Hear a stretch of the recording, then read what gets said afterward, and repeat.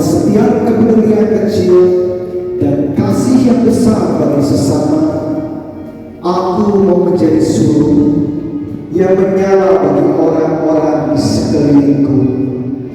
Dengan sinar yang aku punya, kiranya aku dapat memberi keamanan dan kenyamanan bagi rekan sekerjaku dan sahabat karibku.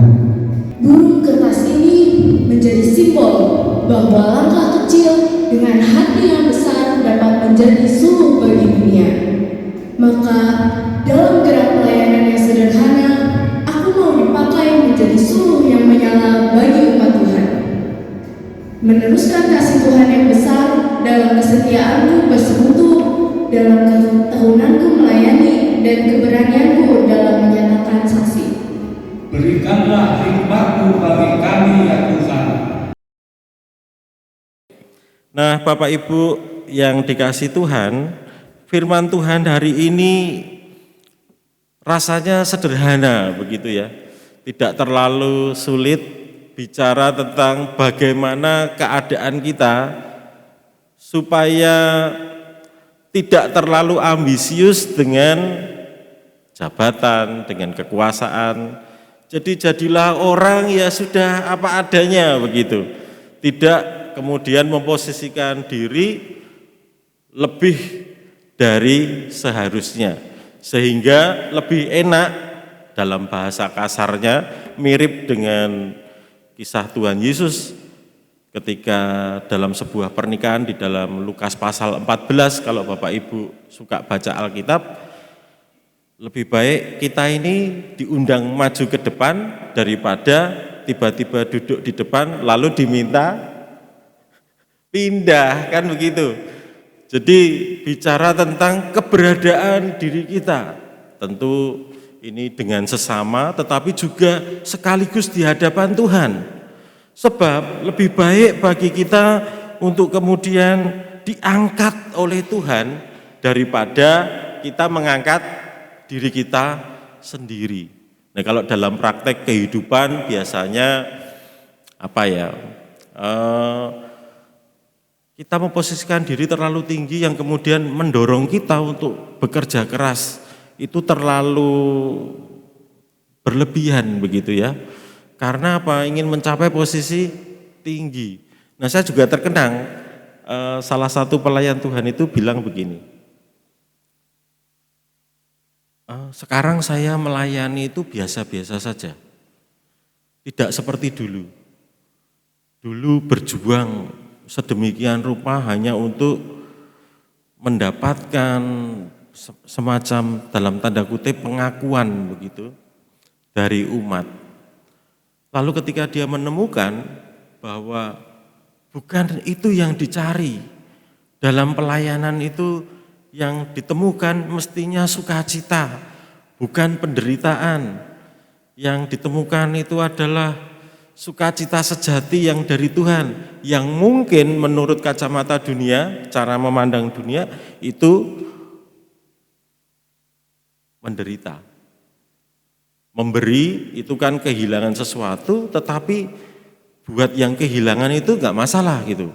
Ada sukacita, yang menerima juga demikian. Nah, pelayan itu bilang, kalau Tuhan yang mengangkat, itu tidak sulit dan tidak perlu harus mati-matian yang bagaimana gitu, yang membuat dia sakit. Dan dia akan melewati pintu yang hanya Tuhan bukakan.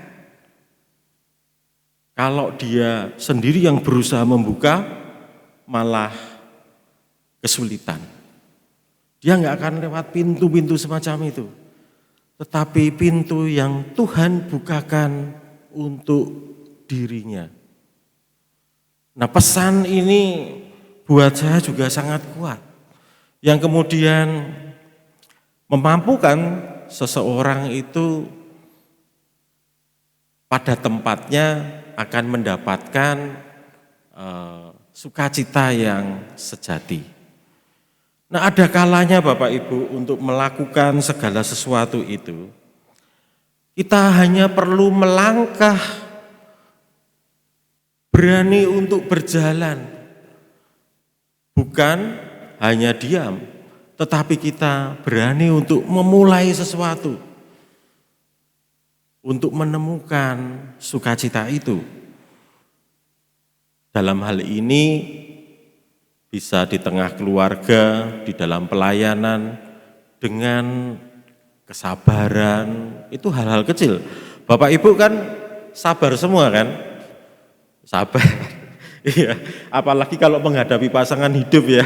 Wah, itu harus sabar banget.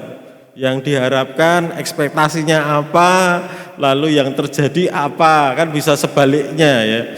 Tetapi kita bersyukur diberikan kesabaran, hanya menahan diri sebentar, lalu mendengarkan keluhan dari pasangan atau anggota keluarga kita. Begitu juga dengan mertua menantu misalnya. Mertua menantu itu juga tidak mudah untuk beberapa keluarga, itu sangat sulit. Tetapi kita mau menahan diri, sabar, mendengar, lalu kemudian merespon secara bergantian. Jadi tidak semuanya bicara, itu nanti malah ribut semua, kan begitu. Dan hal-hal kecil yang lain apa? Di gereja kita mau terlibat dalam pelayanan misalnya, yang gampang-gampang. Atau setidaknya saat ini kita bisa tengok kanan kiri kita, ketika datang ke gereja sebelum duduk kita menyapa mereka, meskipun tidak kenal. Lalu dari perkenalan itulah yang membuat relasi di gereja semakin kuat. Mungkin sebatas kita mengantar anak atau mengantar orang tua kita ke gereja. Dan itu langkah-langkah kecil yang juga membutuhkan hati yang besar. Mengapa? Karena itu melawan diri kita sendiri. Ada kalanya kita itu mau melangkah itu yang dilawan diri kita sendiri. Dengan kemalasan kita, dengan keengganan, atau mungkin hal-hal lain yang membuat kita ini tidak mau gitu ya, atau memilih jalan yang lain yang menurut diri kita lebih dalam tanda kutip menguntungkan diri kita sendiri. Tidak mudah melayani, bekerja, ataupun saat ini ketika beribadah di sebuah gereja di situasi yang sulit. Bapak Ibu, hari ini banyak gereja yang tidak bisa mengadakan kebaktian secara onsite. Beberapa gereja malah sudah memutuskan untuk berjalan secara online. Bahkan pelayan firman dari luar kota juga kesulitan dan dibatalkan kehadirannya. Kita sendiri di Cirebon, saya dalam perjalanan ke Bandung, dari Bandung ke sini sudah diwanti-wanti supaya tidak lewat daerah tertentu lebih jauh supaya tiba di sini dengan aman. Mungkin Bapak Ibu juga demikian, dari rumah menuju ke tempat ini mengalami kesulitan. Tetapi toh Bapak Ibu tetap mau melangkah. Ini sederhana, tetapi memberikan teladan, supaya jangan takut dan jangan kalah dengan keadaan. Tetapi bukan berarti terus kita ini konyol ya, kalau rumahnya kira-kira di pusat kota, di tengah daerah yang kira-kira berpotensi rusuh, ya jangan nekat, itu namanya konyol kan begitu. Tetapi bagi daerah-daerah yang lain mungkin tinggalnya di tempat yang lebih aman, dia bisa kemudian beribadah bersama.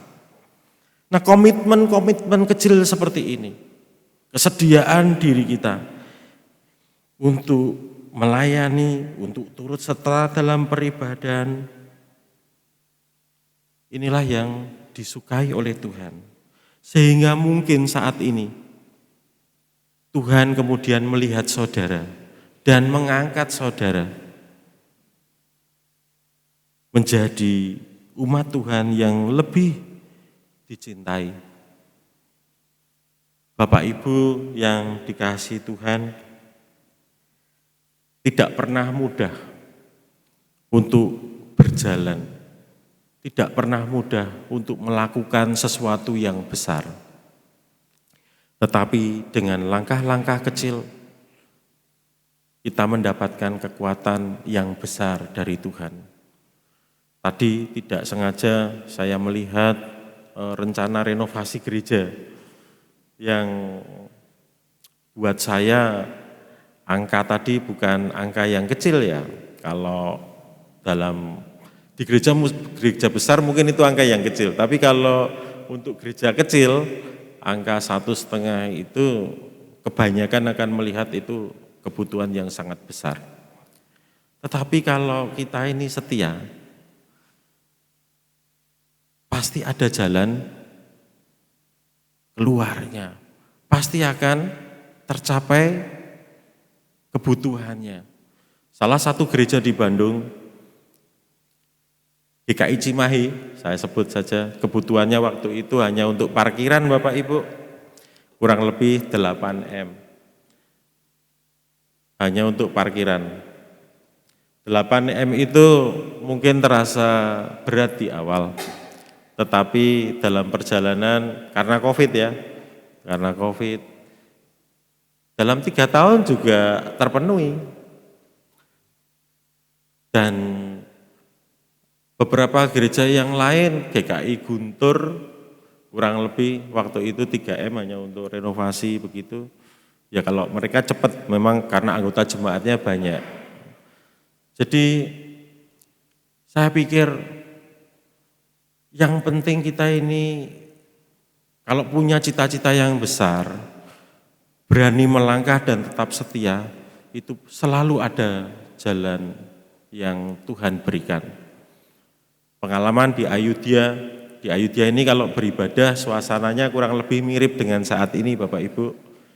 Kami itu yang datang kurang lebih 55.000 yang tidak kelihatan ya.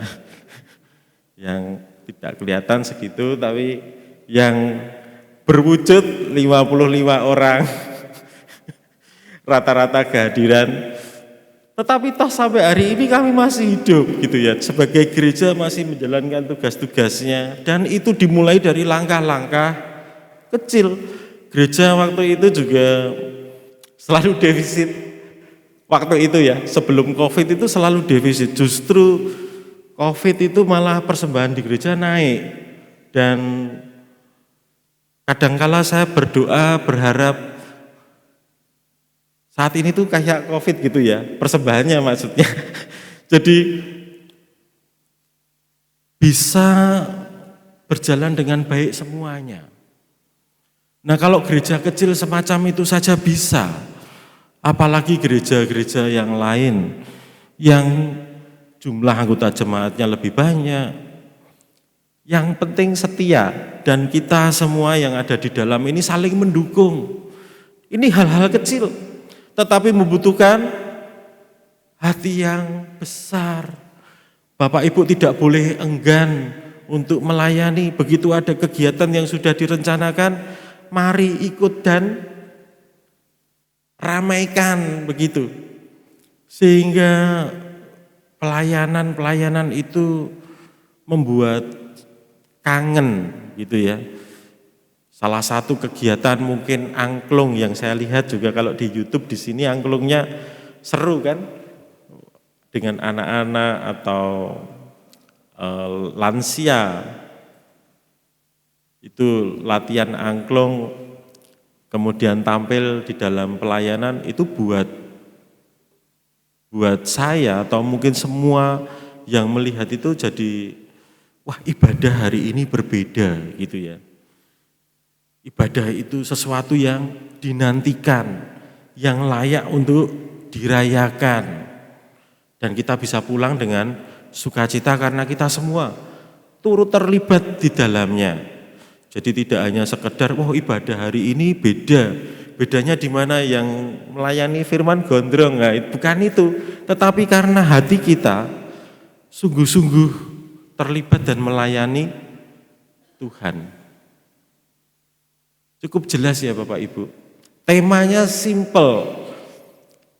Beranilah untuk melangkah meskipun langkah-langkah yang kecil. Tetapi kita percaya kalau terus-terusan langkah itu kita lakukan, kita pasti akan tiba di tempat, di tujuan yang kita inginkan, yang kita harapkan, yang juga Tuhan sukai. Kiranya Tuhan memberkati kita sekalian. Amin. Amin.